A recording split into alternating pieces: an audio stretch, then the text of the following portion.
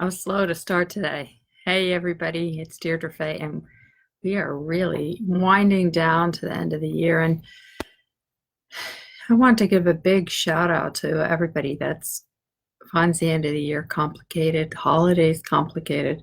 I know in the Becoming Safely Embodied course and in the what do we call it? Safely Embodied Learning Community, that people have been having some hard times. And it's so painful when the environment, the culture is rah beautiful, have a fabulous time, families are together, we are all happy, and yet you're not. And I just want to just hold you in my heart and just let you know that not everybody is having a fabulous time, and it is really hard, and it's really painful when you're not when you don't belong, or you don't fit in, or you don't have a family or a group. And it's just painful for people at times. So one of the really profound things that I've seen, though, is in the especially in the Safely Embodied Learning community, how people are really holding and supporting each other and making space and creating love and kindness in a community. Like that, it doesn't have to be always in the family of origin. It might be in a family of choice. It might be in people that you're meeting and connecting with. And certainly what I feel really dedicated to do is to create an environment where people feel safe and loved and cared about. Anyway, I feel really strongly about that. Really so painful when people feel ostracized or made wrong or rejected in some way, which actually, now that I think about it, is one of the things I wanted to talk about. There was a question that somebody had about how shame is an attachment wound. So I do want to address that. The other thing I want to talk about is that I am creating, hi everybody, thanks for all the hearts and love and everything. Yes, and the sadness, right? There's some grief for people. Is that I'm wanting to create a sort of end of the year gift to you. So I've been asking people for what it is that they're needing, not just as we transition and change the calendar year, but also what you're needing the support in as we go forward. So I'm going to create I'm not quite sure what it's going to be, but I want it to be free so that it's a support to everybody. So I'm going to put a link below. I don't have it. It's a complicated link, so I shortened it, but I'll put that below because I'd really love your opinion. I've had tons, I don't know, 100 of people or so who have given their opinion, but I really would love as many as possible so that it can be really a true compilation of what people need and want so we can move forward. So there's that. I want to thank Catherine, who posted about the coaching calls in the Becoming Safely Embodied skills course, and how what she said is listening to these coaching calls is really helpful for me. They are so full. She writes that my heart felt touched when Deirdre said memories come up to be washed clean. And this is a really important piece that I truly believe that the memories are not there to hurt us more, but actually to be a way that we can process things. So she continued, she said, I'm just going to be sitting with that and let it soak in for a while, because so often my experience has been that memories come up and then I get flooded, overwhelmed, or just stuck in the memories. And like, who of us wouldn't relate to that, right? So, and then she actually points to a place where I say during the call that Deirdre talked about how when I was first, for many years, when I was creating the Becoming Safely Embodied skills, that I felt ashamed of it, because of what I said in the video, and it's true, is that the BSE skills, the Becoming Safely Embodied skills, are really, really like so fundamental and so concrete. They're meant to be used. They're not meant to be erudite in any way. But I always felt like the shame was around that it should be something more, and what I said was not academic enough because they were so practical. And yet the intention is that I wanted to find ways, very small, how do I want to say, small, steady steps that people could take to literally walk themselves forward in life. And that's what they are, and that people actually practice them and get better and change their life. So the whole point of it is exactly that. But it took me a long time to get to that place. So what we're seeing, though, in the attachment research is how necessary it is to have what Carlin Lyons-Ruth, a researcher here in the Boston area, talks about as scaffolding, these small, steady steps that people can take to walk their way forward. If we don't know how to do something, right, we don't know how to take the step. If we're at the edge of the unknown, we don't know how to take that next step forward. And so breaking things apart into small, incremental, digestible, developmental steps is essential. And certainly that's what the Becoming Safely Embodied skills are. And that's what I want to do in this upcoming free piece that I'm putting together, is to hear from enough people that I can get a common denominator. What is it that you're needing, so that I can help break that apart into small, steady steps to help you take those steps.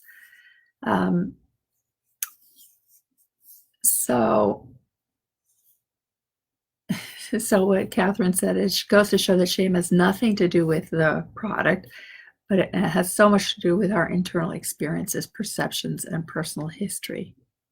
And I think that we can probably all relate to that, right? And so this is how shame becomes a attachment, or is what I feel is an attachment wound, is that somehow we have an expectation of ourselves, or we get the information from other people that we should be different, right? And they usually encompass what I think of our 7 main areas. And if we don't have those secure steps in place, then we feel badly about ourselves. We feel like there's something wrong with us, that it should be different, that we think we should feel safe. We think that it should be an automatic thing. And if we don't feel safe, then there's something wrong with us. We feel like we should be attuned to, that people should know who we are.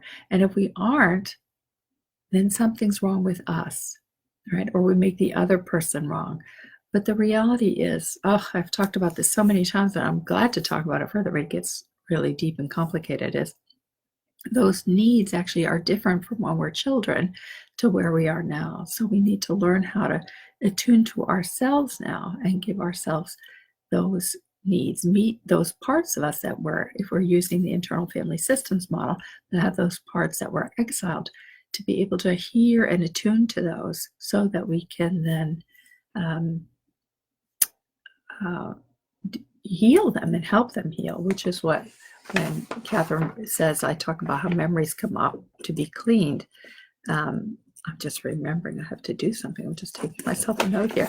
So that when those memories come up, that we can wash them clean, that we can actually attune to ourselves with compassion and kindness, and then help them wash it clean. Because once we are heard, seen, and known, then that shifts. Now, there can be all kinds of complications in that, and why we don't feel seen and known. Some of that is our perception and this signaling that we're putting on it, and some of it is from the outside.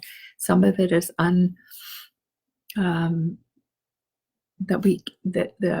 that we can't get those needs met from the outside necessarily, but how do we attune to them and get the need underneath the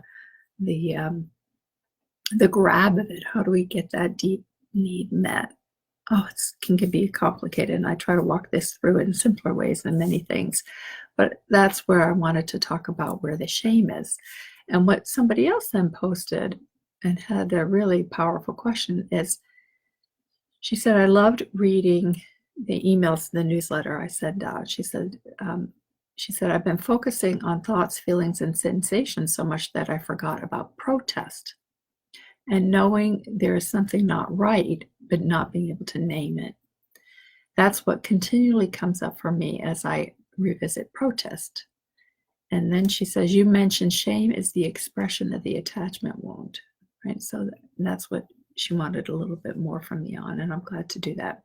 So the model that I use comes from attachment theory, and that's basically that when we feel like something's not right, what do we all say? We say some version of it shouldn't be like this, or it's not fair, right? Or we criticize other people, we criticize ourselves. There's some way that we bump up against what's wrong, that it shouldn't be that way.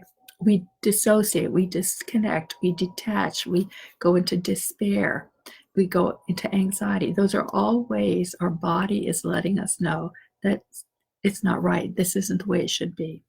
And if we listen to that, that's what I call protest. It's that sense of, no, something should be differently. Something should be, my body knows something else should be true. But I don't often know how to do that. So if I listen to that protest, what's inside of that, and what's often so hard to do, is touch that wound.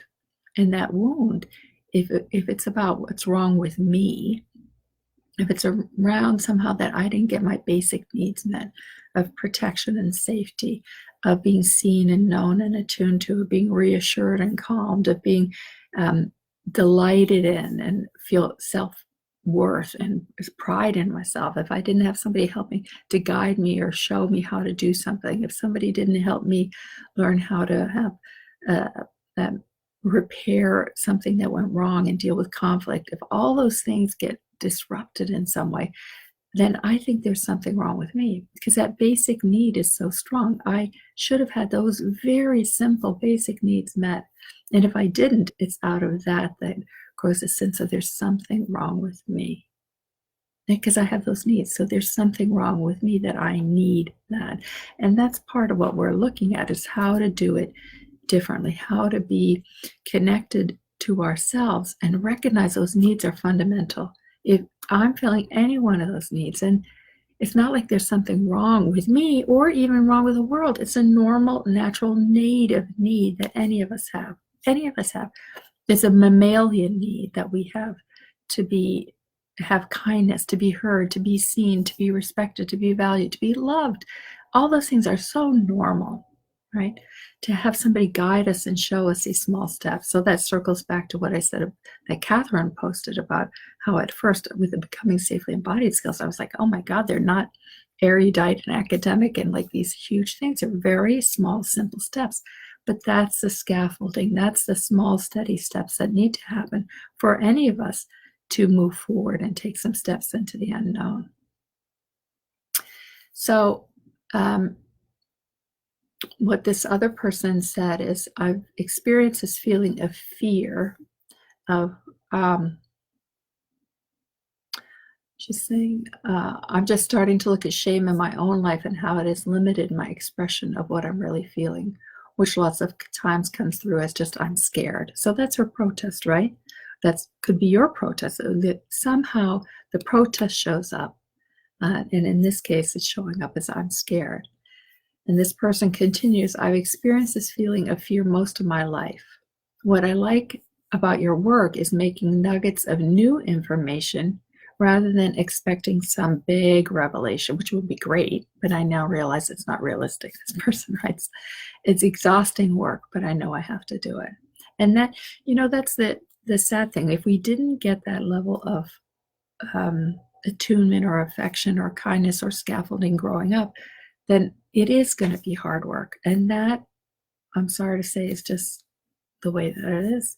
It's just the way that it is. And we could be angry about it. We could be upset about it. We can wish for something differently. But the reality is we can take full responsibility of it and say, okay, I'm going to learn how to take it in small, steady steps so I can grow and develop and change.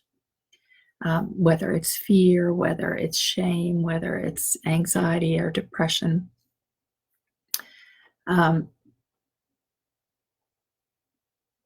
So that's part. Let me circle back around then to what I want to do with this upcoming free course or workshop or webinar. I'm not sure what I'm going to do, but it's to take your feedback and craft something out of it that's going to be a gift to you and also help set you and me and all of us up for the next year, because we need that, right? We need that. How do I break apart a big task and make it into smaller steps? And here's also the truth is whenever we're at the edge of the unknown, when we don't, when we've shed an old pattern or in the process of shedding our pattern, how do we turn toward something new and different? How do we turn toward something that's going to be more nourishing? If our body, mind, and heart is so used to being like hurt or disappointed or scared or ashamed, our body neurobiologically is going to be caught in that pattern. And learning how to shift that pattern and do it differently is literally stepping on the edge of the unknown and making a choice for something different. Learning and training our body, mind, and heart to not go toward that old thing, but go toward what this new thing is that's wanting to emerge us. And we can think about it, and maybe it's just a cultural expectation, but the start of the new year is the opportunity for something new to emerge. We have a new calendar. So how do we turn toward that and enter into a new way of being? So that's what I'm wanting to do and craft together with us, is how do we set ourselves up for a new experience of any kind. And it's going to be the new year, but it could be any new experience that we have. If my body is used to being afraid all the time, how do I turn toward it where it can be actually a better experience, a more enjoyable experience? How do I train my body, mind, and heart to shift in that degree? So I will put that link up so that hopefully some of you can respond, which would be fabulous. I'd love that. And I hope this has been helpful. Any questions, you guys? I see there's a bunch of people here, which is wonderful. But I'm curious if any of you have questions before I sign off and post the link. Yeah, thanks for all the hearts and love. That's all good. Love that. Thumbs up. Everybody likes feedback, right? Including myself. And the hearts and the love and the... So if you have questions, just post them and share them. Thank you, Andrea. Yeah, I was thinking of it. Oh, I'm so glad, Martha. Yeah, I was thinking of you too. Yeah.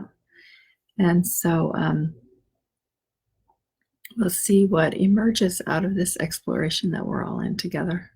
All right, my dears, sending you a lot of love and blessings. And remember that you are loved and cared about. I certainly am so grateful for the community that you are creating, that I'm part of, that we get to encourage and support and love each other. You have touched my heart so much in this past week, seeing how you've interacted with each other and the support and kindness that you give. In fact, somebody on I think it was on the Facebook page, the Safe and Embodied Learning Community, was new to the community and was like astounded at how you all interacted with each other, which is really powerful, really, really powerful. And thank you for continuing to spread that kind of kindness in the world and being who you are. And what could be better than to be part of a world where you all are, where you are sharing yourself so fully, even the hurts and the pains and disappointments, because that's not all you are. All right, peace, love, and we'll see you on the other side.